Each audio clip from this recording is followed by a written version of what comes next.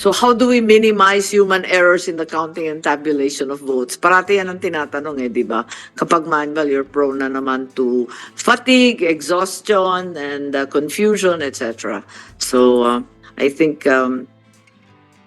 that's the argument against a manual setup, even at the precinct level. So those are the concerns. As you suggested, Commissioner Bulay, there have been others who say that the hybrid system should only use electronic transmission and canvassing, as opposed to using both electronic and manual. The clear disadvantage is that it'll take some time, no, if there's both manual and electronic. But of course, everyone seeks transparency. So what are the thoughts of Comelec as well as the other stakeholders involved in this? If the hybrid system uses only electric transmission, as the bill states presently, how do we ensure transparency in transmission? There were many rumors in the past that there were several servers, that there were several areas of tabulation, all because the transparency was lacking, perhaps. How do we ensure that the results in the precincts are exactly the same as those finally transmitted and canvassed in the centers? These are the safeguards. Maybe the OST, the IECT, and the other technical people can assist us on this. Yes, ASEC D. Madam Senator, for electronic transmissions, there are error checking mechanisms electronically.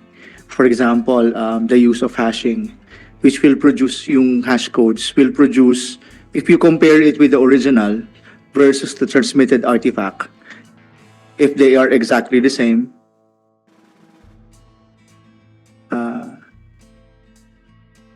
so Yes. so The use of hash codes hash codes. or message authentication codes. Marami pong technology. So we can use hash codes, message authentication codes, and of course, digital signatures. And of course. Digital signatures. Yes, I mean, we've been talking about digital signatures. I was asking again. It's still part and parcel of our process, but it's not implemented, no? So these are one of the safeguards that are closely awaited by everyone. I'm sorry, Madam Senator. Message something you said, hash? Message authentication codes. Okay. Or hash Yeah. codes, message authentication codes, digital signatures. But just to reiterate, digital signatures is just a more complex version of the first two that I mentioned. With regard to the digital signatures, Your Honor, I would like to also state that we are trying to, under this administration, we are trying to increase the capability of the Philippine National Public Key Infrastructure. Kasi What? Sorry. we have a Philippine National Public Key Infrastructure. Ito yung nagpo-produce ng digital signatures. For use PKI. Sorry, what's it called? Philippine National Public Key Infrastructure or PNPKI. P? PNPKI. Public Key key. Infrastructure. So, we're trying to increase its capability para ma-allow namin, number one, yung pag-i-issue ng digital signatures. Pero sa totoo lang, ASEC D, kaya hindi ko nare-recognize kinalimutan na namin yan eh. Tagal-tagal na natin pinag-uusapan, di pa rin magawa ng DICT. May budget proposal kami dyan. Your Honor. Sorry? We have a budget ang ending ng sasabihin ko sana, Your Honor, is we actually included that in the budget proposal for the increase of the capability, including the technology used in the PKI. We are aware of the problems it currently has, which prohibits us from giving out, kasi kailangan ng Comelec around 300,000 digital signatures to 400,000 digital signatures. It's a huge effort before 2022. And we commandeered so many groups in the DepEd to push it forward. Pero wala rin nangyari. Yes. The capability of the PNPKI at that time is only at 150,000 po eh. They require 300,000 at that time. Sorry pero lumantugtugin na to eh. Parang, tingnan mo si Director Sino Cruz talagang pailing-iling na rin. Katulad ko. Wala. Ayun. Parang tagal na kasi niyan. So what additional budget did you actually request? Right now, Your Honor, we're still at the process of submitting it to DBM. Nakausap na rin namin sa Kaya DBM. nga, how much nga? uh, around 150 for the PNPKI. 150 million. For the Okay. PNPKI. All right. Okay. Does DOST have anything to add to the discussion? Permission to speak, Madam Chair. When it comes po sa technology, um, in the case of transparency and transmission, Oo, kasi yun ang Opo. parating problema, di ba? Kapag fully automated or puro machine, parang mas okay pa yung tara-tara ng mga teacher noon. At least nakikita mo yung boto mo eh. correct, ma'am. When it comes to transparency and transmission again, ma'am, we need to separate those, ma'am, when it comes to technology. So, in terms of transparency, say in the case of we will do a manual recount. So I agree with the Comelec po, ma'am, that they observe na we need to employ technology also when doing manual recount. So if there's really a technology that that can do a manual recount with the use of technology, na hindi na po tayo dadaan sa mga manual na tally ng mga teachers, we can employ that. But if meron ganun, We're we can... talking about a manual recount? No, ma'am. Is it a recount or just a count muna? You're confusing me, sorry. Sorry, ma'am. It is the Manual, manual recount na, ma'am. Recount? It's a recount. Teka. It's a recount na, ma'am. No, the recount only occurs when there's a discrepancy between manual and automated. Yes, ma'am. It's recount. If there's a discrepancy, we will employ recount. So I'm Okay. talking about the recount, ma'am, because it is very expensive to do recount, as far as I understand, ma'am. So we can employ technology to do the recount. So if there's a technology, ma'am, that can do account and recount, if there's a discrepancy, so we can employ that. But my request lang po, ma'am, is to have it commented by the advisory bodies po, ma'am, yung technology ipopropose. As mentioned kanina, marami din daw pong available na technology, but we can have it commented by the advisory bodies. Apo. That's for the transparency. If we now for the transmission naman po, as per the DOST, we agree din po that we can ensure the safe transmission using yung codes, ma'am, na bine-verify yun ba yung pinadala All the at yung na-receive. verification codes, whether they're hash codes, We can use that hash code. authentication, and the famous digital We signature. also agree with that. Yeah. Okay. That's it, Madam Chair. Thank you po. Is there anyone from Comelec Technical or IT that would like to comment and add to the discussion, please? Since it would appear that you are the ones who will be implementing this, and I assume you studied all those technologies exhibited during the summit. Baka meron kayong nakita doon na bago-bago at magagawa natin. Good afternoon. Good afternoon, Senator Imee. Jeannie Florita po from the ITD, Information Technology Department of the Comelec.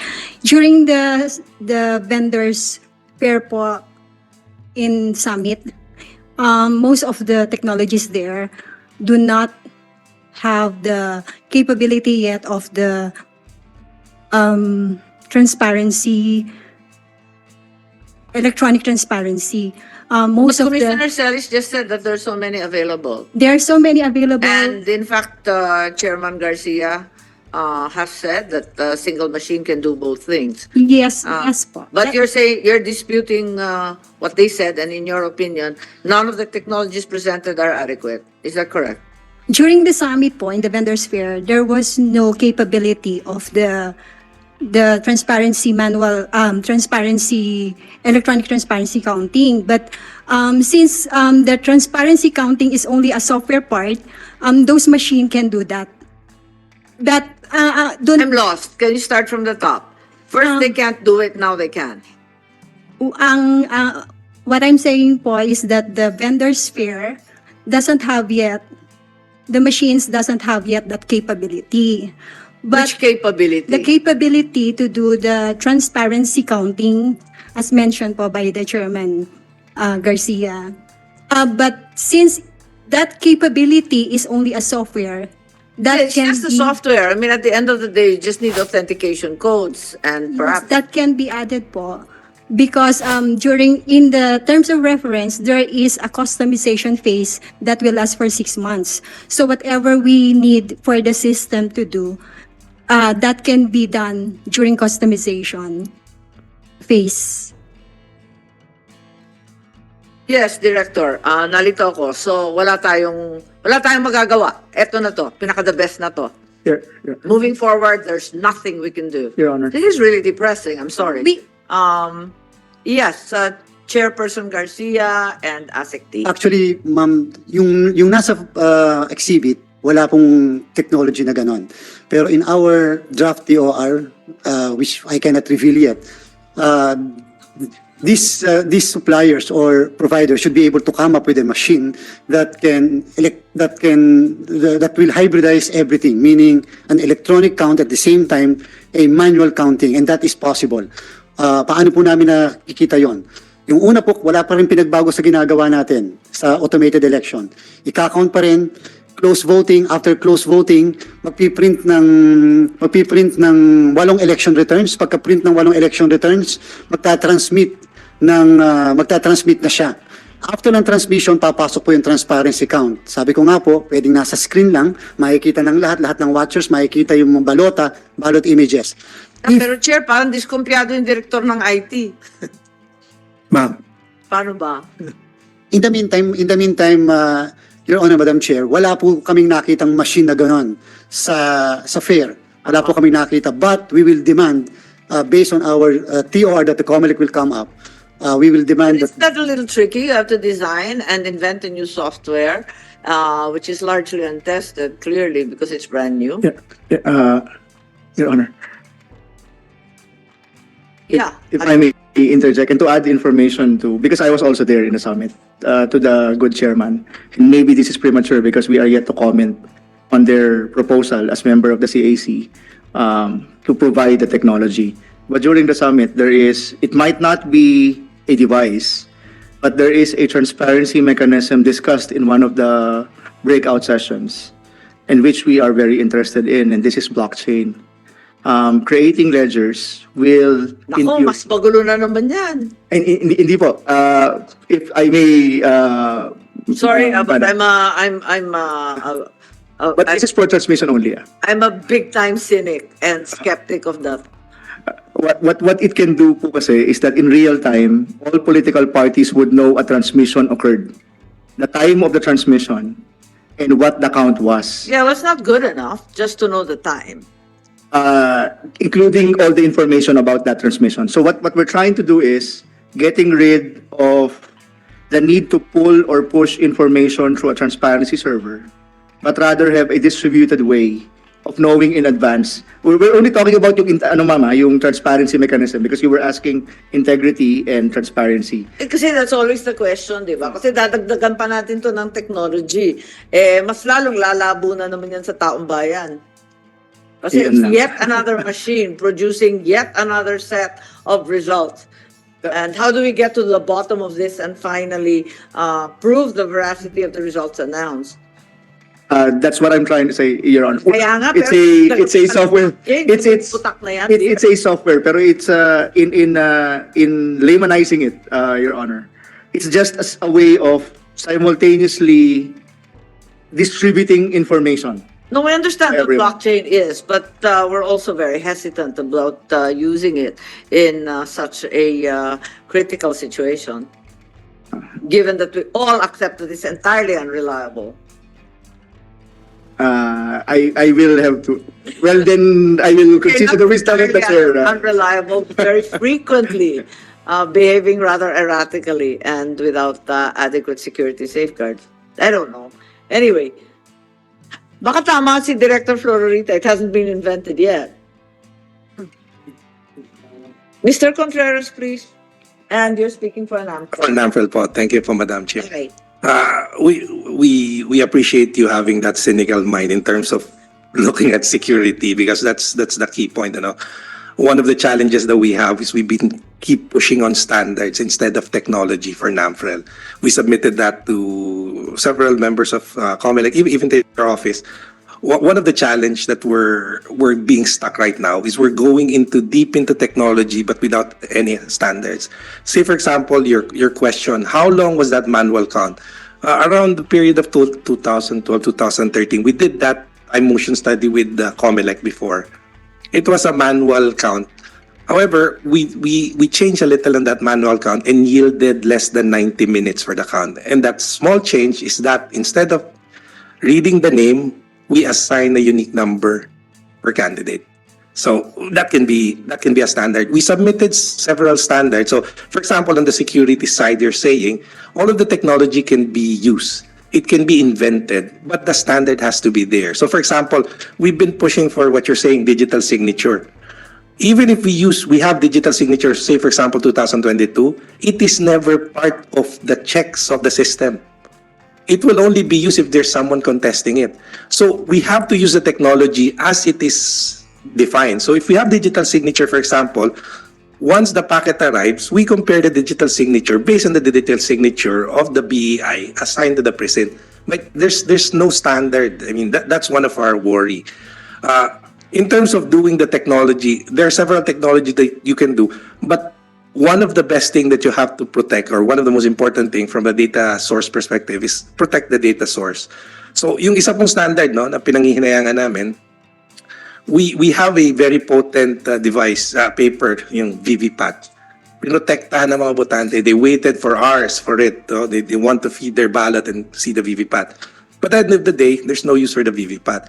So what we were proposing as a standard, drop the VVPAT, print the ballot. So instead of a VVPAT, have a voter verified ballot. They can use whatever technology. It has to be agnostic. It can follow standard. Pwedeng DRE. Pwede pa rin yung lumang makina. But that doesn't become the ballot. The printed one becomes the ballot and verified by the voter, then you put it in a ballot box. Now, the ballot also, as a standard, we're proposing, yung po yung sinasabi nyo, kailangan dalawa lagi yung source. Standard accounting principle, double entry. May human readable and may machine readable. Let the machine read the machine readable portion. It can be QR code and can be barcode or whatever special kind of code. Then the manual can be post-processed manually. So na-submit mo na, tumakbo na yung 8 ER mo, na-transmit mo na, you have controls on the precinct. So the standard that we're requesting, yun nga, voter verified ballot, post in precinct counting, no machine pre-counting. So hindi binibilang ng makina. So pinasok mo sa makina yung galing sa balota na voter verified, saka lang niya ito total. So, Okay, well taken. I'm sure Comelec has a lot of reactions to what was stated by Mr. Contreras. But mabalik tayo kasi tama yung sinasabi ni Chairman kanina na it's rather unfair because we haven't got the TOR in hand yet and it's in the process of discussion. Is the CAC actually here? Is there a representative? It's you. Okay. What is the status of the comment on the draft TOR? Your Honor, It's happening ba or not? I mean, yes, we're setting a meeting of the CAC this April. I'll have to the check. chairman already said that it's getting delayed or it's getting tight. I don't have the full information, Your Honor. What I have is that we have a letter dated April 11. I don't know if there is an earlier letter, but we'll work So on wala it. pang reply. Wala pa po. Madaling sabi, the advisory committee council has not yet replied to the Comelec's request for guidance on the draft TOR. Is that correct? Yes, sir. if It's already the second letter. It's taking so Madam Chair, Maiipit tayo nito. Tama si Chair. Madam Chair, NAMFREL is part of the CAC. We haven't gotten any invite yet or any of the, so we're part of the CAC. The CAC never convened. It's the second letter. Kaya po, wala po kami Request for natatanggap guidance? What's going on? from the CAC Secretariat. Ang CAC ang dapat mag-invite. Ano ba nangyari sa CAC? Sino ba head ng Your Honor. CAC? Di ba dapat DICT? Yes, sir. Yes, Madam Senator. So I'm the alternate chairman of the CAC. We already convened the new members of the CAC. Why haven't they been invited? According to the rules, Your Honor, there are two anong tawag nito? Election watchdogs that should be members of the CAC. And at this particular juncture, the ones invited were Lente and PPCRV. So we already. Yes. Is it two? Is it really two? Yes, because I think the bills actually seek to enlarge the participation to 3. But in the meantime, But that we have said- 2. But that said, we can invite NAMFREL as a non-voting or observing. You can invite member of as many CAC. as you want kasi Yeah. non-voting naman yan eh. Yes, Your Honor. So our first meeting was done last month, March, and then we'll be having another meeting The here. choice of the two. Uh, In the realm of cheap gossip. Maybe it's better to put it in writing, Your Honor, if you may. There's always basis for choosing one over the other. It may be prudent for the current CAC to check all the meeting logs and all of the minutes of the meeting and who was the most active members in the previous council. So that might be a basis. But if not, I mean, we defer to their wisdom in their judgment on that. But being a group since for almost 40 There's years. grounds for protest. That's why I'm asking. Since we're speaking about standards, what were the standards for the choice of the two, and not all the rest? Just to add, Madam Chair, we were the only group who sent the standard during the last CAC, which was ratified by the commission, not the commission, but the CAC. So by the group, and it was forwarded. So just for your info, Madam Chair. Okay, right. Yes, Madam Chair, Chairman, the reason why the Commission wrote a letter to the CAC asking for invoking the provision of 9369, requesting for the recommendation is because we do not want to be accused of not hearing everyone. If we are going to come up with the TOR simply because of the lack of material time, and this TOR does not have the recommendation or comment of practically everyone, more particularly the CAC. Well, of course, Madam Chair, we do not want to abandon our constitutional duty. With or without the CAC recommendation, which we are really asking at this point, we will proceed with the TOR, and we will be asking we will be making that public before the end of April, and we will be asking everyone for their comments, for their recommendation, etc. And we based on the final TOR, we will proceed with the procurement by July. That is very necessary, especially during the budget call of the DBM. The DBM will not be able to recommend in the President's budget the necessary budget for 2024 and 2025. Dalawang aspect po kasi yun eh. 24 preparatory, mas malaki po yun. Iba yung 25, mas maliit. Pero po pag humingi kami, dapat alam po nila kung magkano yung 24 at magkano yung 25. Make no mistake about this. We are going to change the machine. We are going to change the system. We will push for that at all costs. Okay, thank you, Chair. But to your mind, if we keep having trouble with the CAC, baka dapat wala ng CAC.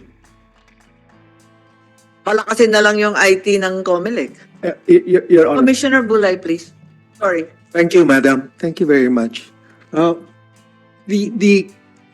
9369, the composition of the CIC includes 2 members representing non-governmental electoral to be vetted by the CIC chair. So I do not know, because they have not replied to us after 2 letters. I think the chair wrote 2 letters. What is Our the first commissioner. letter? They're claiming that the second letter only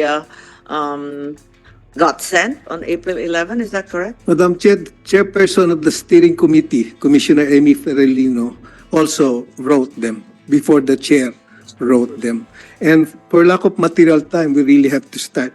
That is why, if you will allow me, we studied your very good law, the revision. In section 128 I'm and 1... perfectly open to revising the revision. Kung hindi nagtatrabaho yung CAC, di paltan na natin. Ibahin na natin yung item ng Comelec. Kaya, Madam Chair, in line with that, of your proposed bill, section 128 and 129, we adopted a flexible language with respect to the machine that will be the subject of the TOR. We had in mind a machine and then a set of programs which will be acceptable to everyone. So we have our own proposal for this section 128 and 129 to protect the revision, the law, as proposed by the Honorable Senator. Kasi magaling ang author ng law na nire-revise natin.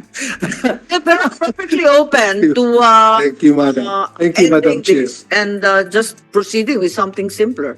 ASEC D. Your Honor, in defense of the CAC, we only convened the CAC in March, the first week of March. That was the only time that we convened. And we did invite members of the commissioner. That's a month and a half ago. Comelec. Yes. And then they wrote a letter, I was informed right now, March 20 and April 11. The CAC has to act collectively. I was talking to other members of the CAC, and what I can promise is we will convene the CAC and we will respond to their letter within this month, before the month ends. This is only the second meeting of the CAC. That's our commitment right now, Your Honor. Yes, I understand, but yes, how will you respond? I mean, what I'm trying to say is you're going to send them a letter back and then another letter and the second letter. Can we get on with this? Your Honor, we will proceed not by responding to the letter, but by providing the required recommendations. Of course, the CAC is only a recommendatory body to the questions being asked by the Comelec, including the technology to be used for the upcoming 2025 elections. Okay, we're talking about customizing. I would like to move to the possibility that we eventually adopt purely manual counting and purely electronic transmission. Would the Comelec be able to design its own system? I mean, do we own the current consolidating and canvassing systems that we have? Is there a technology transfer component in the contracts for the purchase and lease of these systems? Madam Chair, all the software that were used in 2022 are owned by Comelec already. We have the source code and we had a training of the source code. Tama, we went through that, di ba, in the 18th Congress bago mag-eleksyon. Pero since we have to change and redesign, kaya ba natin mag-redesign ng sariling sistema? We can use po yung Smartmatic CCS with some modification. We can already do that kasi po we have na the training on the source code. Yes, Mr. Chairman. Madam please. Chair, that's one of the points of discussion and will be the serious debate among the members of the commission, simply because we do not want any indication that we are favoring, when we prepare the TOR, we are favoring one provider as against the other. It should be a free-for-all. We would like the best technology available in the market and the technology that will protect the credibility, integrity, and the transparency of the election. And that's why we will be recommending to the President, for purposes of our budget, that we will not only change the hardware, we will have to change the software, and at the same time, there should be a separate TOR for the hardware, separate TOR for the software, and there should be a separate TOR for the transmission. Okay, that seems reasonable. Mr. Casino, I think you've been frantically raising your hand. Yeah, thank you, Madam Chair. I'd like to concur with the Assistant Secretary D as the co-chair of the Advisory Council that it is true that they convened the Advisory Council as of March 6, and in the presence of Commissioner Celis, who was also representing Comelec at that time. And it was been agreed by the members of the council what particular platform would the commission be looking at, and what are the timelines that we have to look into, and that is already put into the minutes. And as to the other members who would like to be, among the stakeholders who would like to be, we leave that to the discretion of the chairman of the council. As far as the technology is concerned, on for behalf of the industry, we are supportive of whatever technology that can, and we have seen the exhibitors during the election summit, and from what we've gathered from the consultations for those present, it seems that it's the advances in technology has been very progressive, and even converting whatever software or hardware need be necessary to comply with the law can be provided nowadays. In fact, probably the timeline of development could even be shortened thanks to the advances with AI. We're talking about artificial intelligence, wherein there are so many software development toolkits that can make programming a lot faster. So it's not really rocket science, so to speak, because we're being familiar with this implementation for the past 5 elections we have undergone, we've seen all the glitches and the lapses of the technology being used, and that's why we support the position of the chairman of Comelec, wherein we'd like to start off anew, fresh, because we would not want to be committed to a single vendor. If possible, it's good that they're looking into the option of having a separate TOR for the hardware, separate TOR for the software, separate TOR for the transmission, or whatever the advisory council would agree upon. And our organization, the Philippine Computer Society, have submitted our recommendation to the advisory council, already communicated, in coming up with a more thorough subcommittees, unlike what we have on the law, where it's only a flat line, but to create other subcommittees, not only with respect to the TOR, but also for the implementation, like project management, change management, because we don't want the same errors that happened in the past. For example, the time that they inserted that ENYE, they call it cosmetic change, there's no such thing as cosmetic change in IT. What we call it in the industry is we call it change management, and there's a certain protocol. Unfortunately, those measures were not incorporated by the project management office or implementing body within the commission. So we would like to submit that for recommendation to the advisory council in view that they will submit that to the M-Bank. Thank you, Mr. Chair.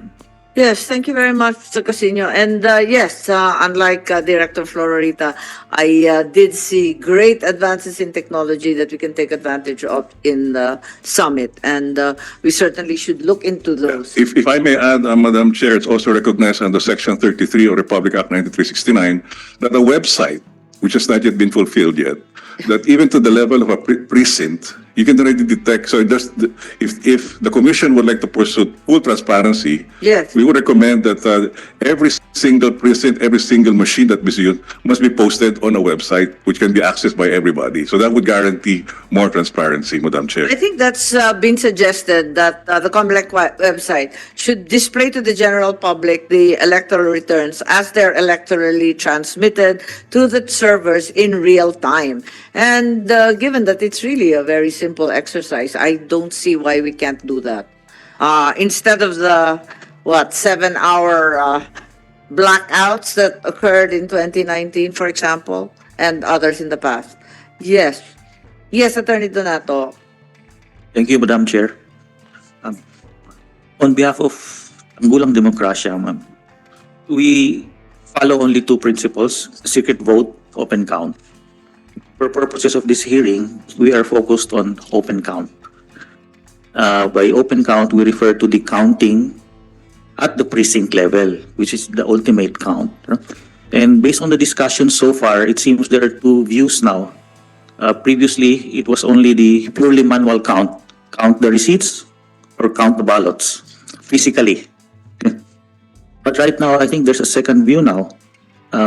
They call it electronic manual count, where you use a machine again to count Double automation Yes, ma'am. instead of hybrid. Yes, It's ma'am. like adding another automated count. This Yes, ma'am. discussion occurred also in the 18th Congress, I must say. And those of us who were here, like Commissioner Celis, are fully aware that because of the constraints of time, we were worried that an entirely manual count would simply delay the process.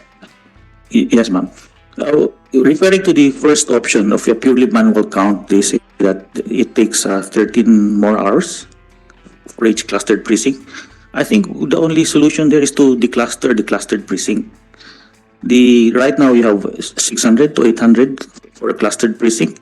Originally, I think you only had like 200. So that's probably cheaper than buying a new system.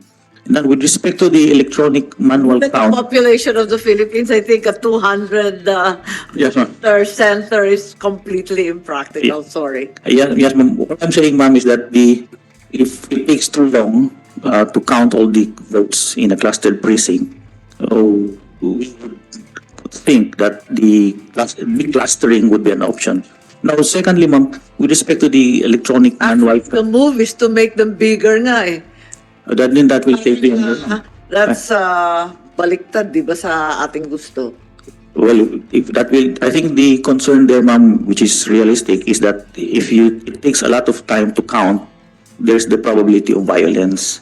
So the shorter the period to finish the count, it's probably the better. Now, I just want to comment, ma'am, on the electronic manual count of the precinct. So there's supposed to be a new machine, there's supposed to be a new software.